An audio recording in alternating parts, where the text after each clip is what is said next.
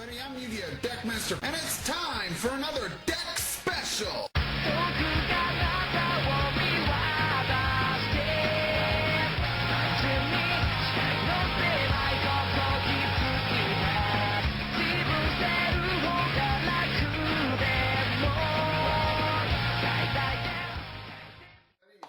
Deckmaster, aka Jason Lee. I figured I'd go ahead and get this final take before the ban list comes out and have to do changes to my next deck. It's a Traptrix variant, but it runs an Eldlitch engine. Eldlitch is kind of splashable and everything, and I know this will not get the biggest thrill on a lot of the groups I uploaded on because they don't like meta decks, but you know what? You gotta mix this with what you can. Some people do Dogmatica, I do Eldlitch. It's because it makes the deck more competitive. So, if you like, please rate, comment, subscribe. If you have questions, ask below. I'll do my best to answer. And hey, if you feel like testing this deck out, see how good it can be, hit me up. I'll face you on Dueling Network or Yu-Gi-Oh! Pro with it. We can give it a good try and get your opinion. With that said, if you like, rate, comment, and subscribe, and let's get started with the deck, shall we? Let's go ahead and start off with the Eldlitch engine. We're going to start off with 2 Golden Lords. For those of you who don't know what he does, you can send a spell or trap from your hand and himself to send 1 card on the field to the graveyard. So it's spot removal. It does target, but it is spot removal. It doesn't destroy and can help you kind of break boards. While it's in the graveyard, once per turn, you can send a spell or trap you control to special summon it. Well, technically any zombie, but it's going to be it. And he'll gain 1,000 attack and defense and can't be destroyed by card effects till the end of the next turn. So it gives you a 3,500 beater. Because my poor ass is too broke to afford black elixir or Curseland, which doesn't really work that well on this deck, I went the route of 2 Foolish Burial Goods. I plan on getting secret rares in the mail soon. This lets you send an elixir spell or trap to the grave, and then they allow you to banish to set a golden land, or you can send a golden land to banish to set an elixir. It basically gets you the other piece of the combo that you need. You can run 3, but with it being once per turn, it is kind of a brick if you draw more than 1. I run 3 Elixir of the Scarlet Sanguine. This lets you special summon Golden Lord from the deck or grave. You're locked into zombies after, though. Or if he's on the field, you can summon any zombie.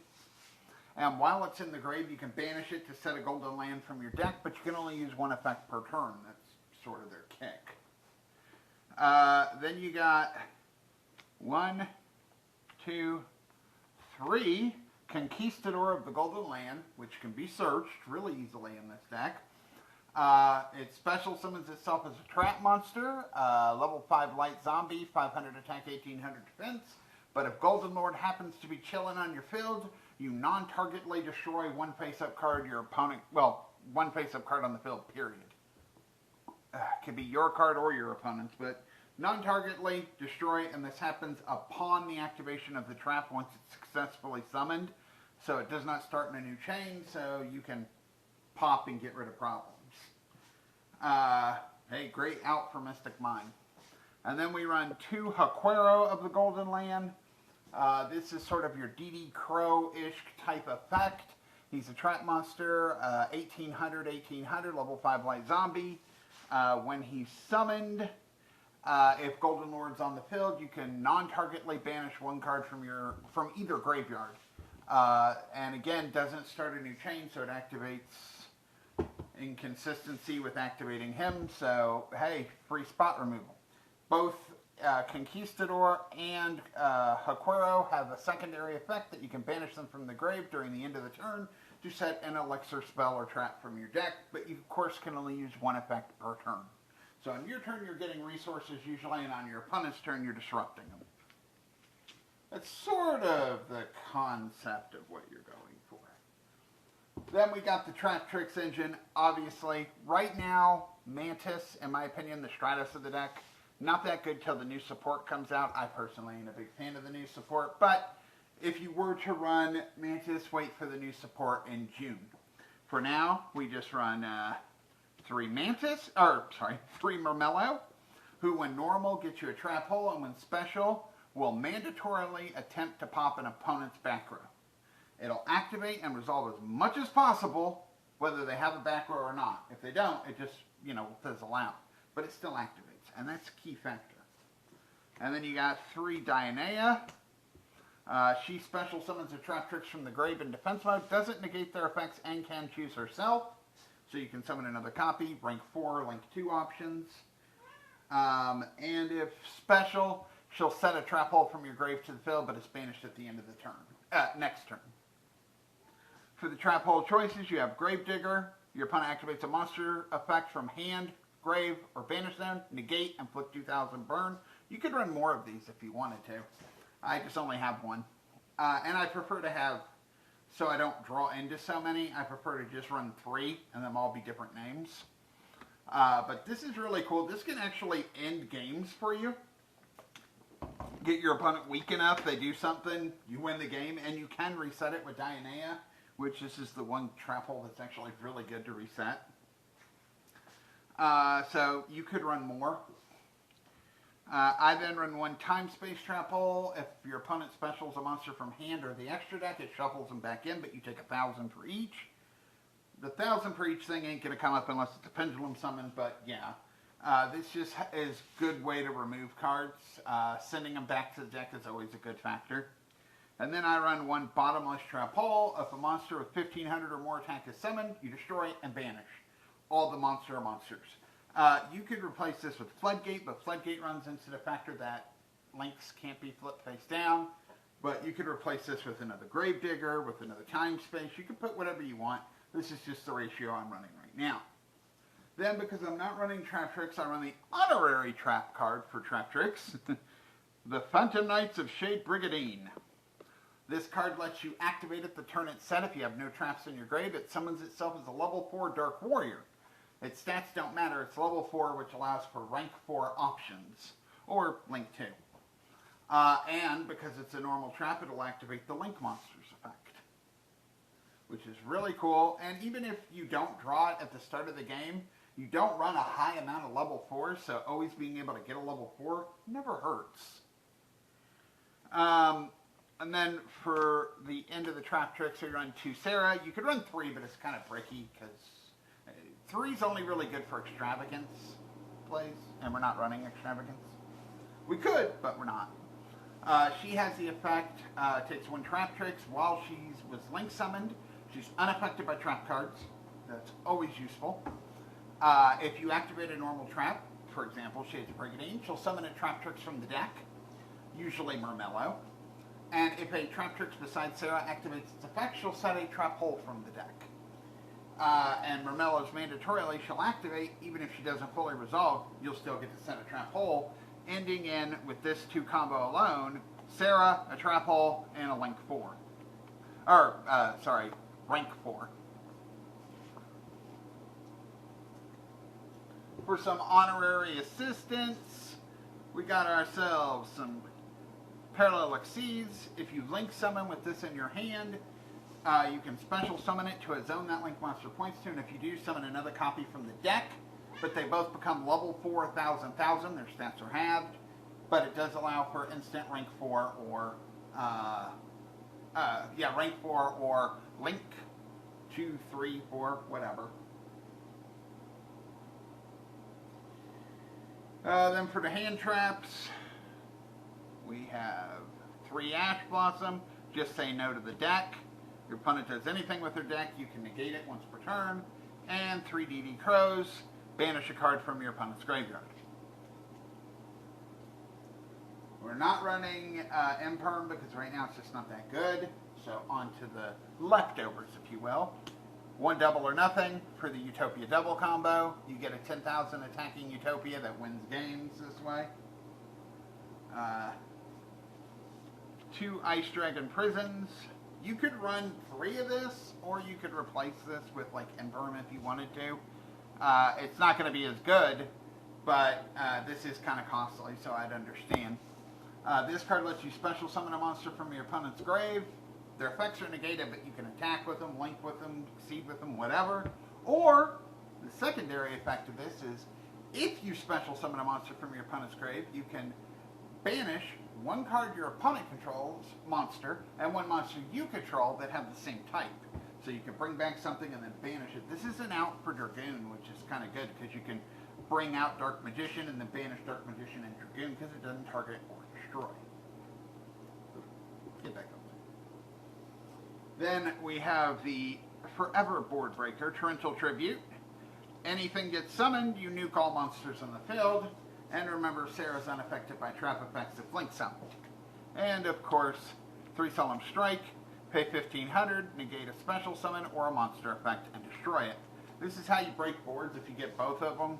Your opponent can have a board full of negates, but they can't chain to a speed spell 3, so you play Torrential, they negate, you play Solemn Strike on their monster. It may not destroy their monster, or it may.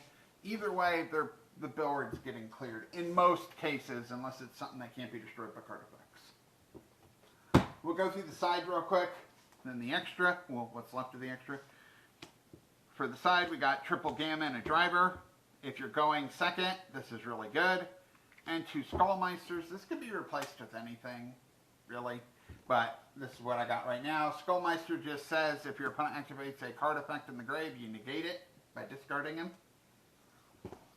We got 1 Harpy's Feather Duster because destroying all your opponent's back row could be good. Along with Conquistador and Marmello, might I add.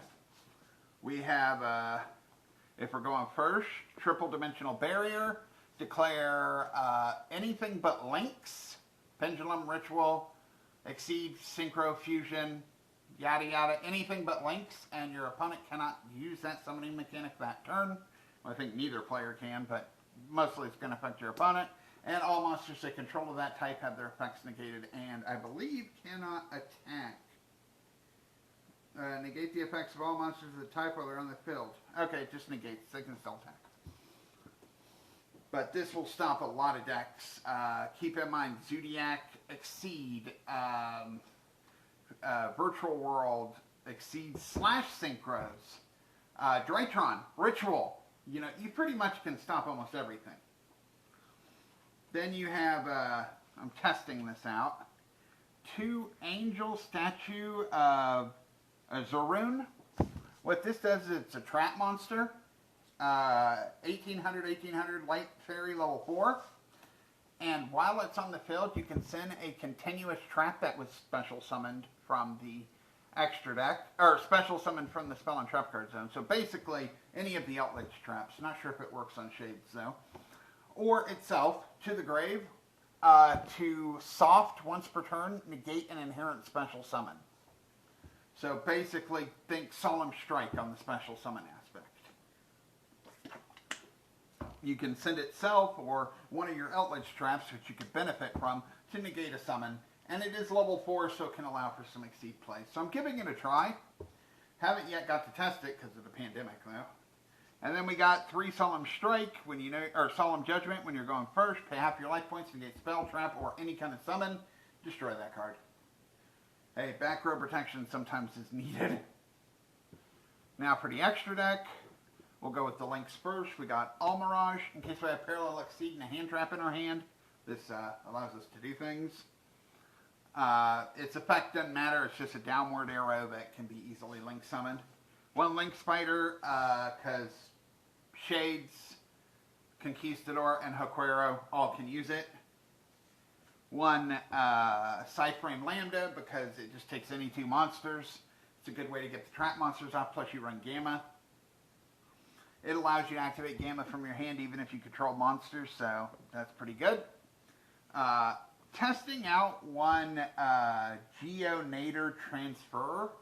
It takes 2 effect monsters, so I'm still a little iffy on it. But anything, if it points to a monster, any of the monsters it points to in itself can't be destroyed by card effect. And if it happens to point to 2 monsters with its arrows the way it is, you can swap control over it as a non-targeting, non-destruction way of removal.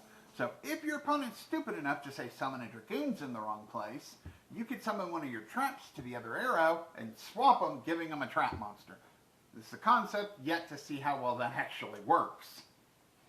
We got 1 Nightmare Unicorn, discard a card, spin a card. I'd love to replace this with the Blackluster Soldier Link, because if I make it with Golden Lord, it can't be targeted or destroyed, plus it has the ability to either attack twice, gain 1500, or banish a card after it battles. And then, of course, Borosword. I'm too poor for Axis, Code Talker. Borosword's just a double attacker that gets really big. Then for the Exceed engine, let's see, we'll start off with, of course, Abyss Dweller, say no to graveyard effects, Time Thief for Doer. He can, once per turn, suck up at the top card of your opponent's deck as material, and once per turn, as a second effect, quick effect, he can detach one of three options, monster, spell, or trap, but only one of each, and do an effect accordingly. If he detaches a monster, he banishes himself to the end of the phase, detaches a spell, you draw a card, detach a trap, which you're going to normally make it with Shades of Brigadine, you can spin a card to the top of your opponent's deck. A lot of people also like to run, Rathalasia or the other Traptrix Exceeds. I'm not a big fan of them. I go this route. Zoodiac Shakanine is generic, just 2 level 4s, and then you can overlay on top of it Zoodiac Dragon in defense mode because they'll have no attack, which allows you to quick effect detach to destroy one face-up card once per turn. You're probably only going to get one use out of it, but hey, a pop is a pop, an interruption's an interruption, and so forth. Then, of course, you got the Utopia double combo. This will detach to get double or nothing from your deck, and then overlay this on top of it at 5,000 attack. You attack, negate its own attack with Utopia's effect. Double or nothing can be played. If your attack's negated, you can attack again, and during the damage step, your attack is doubled yet again. So you go to a 10,000 attacking Utopia. But just in case Dragoons needs to be outed in another way or some other threatening monster, you could go into Utopia generically, 2 level 4s. Stack on Utopia Lightning, which prevents your opponent from activating card effects during when it attacks or is attacked. And during the damage step, you could detach 2, as long as a Utopia is a material, and he goes to 5,000. So you can beat over Dragoons, Macabre, whatever, Abramax, because they can't use their effects to negate it. Because this happens during the battle phase. Well, that is pretty much my deck. If Sanguine gets hit, which is possible, I'll try to get Black Elixirs to replace it. If Golden Lord gets limited, which I think is more wise to do, I'll probably cut the engine down some, because if the one Golden Lord gets banished, it kind of becomes a whole bunch of bricks. But this is my current build. Let me know what you think down below, and if you just want to talk, hit me up. And as always, take care of your family and yourself, and don't forget your furry little children. Until next time, peace out, rock on.